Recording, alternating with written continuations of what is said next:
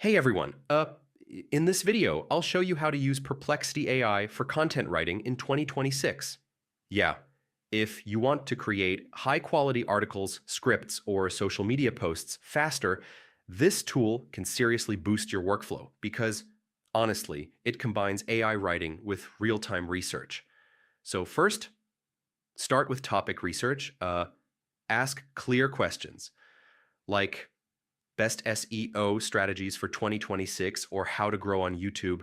And Perplexity will give you a summarized answer with sources, helping you understand the topic quickly.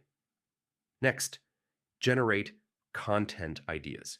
Yeah, you can ask for blog topics, video ideas, or outlines, which helps you overcome writer's block and plan your content more efficiently. After that, create structured outlines.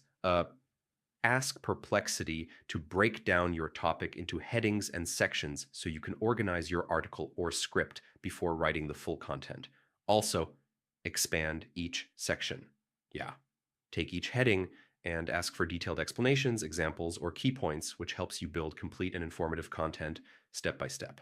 And yeah, verify with sources.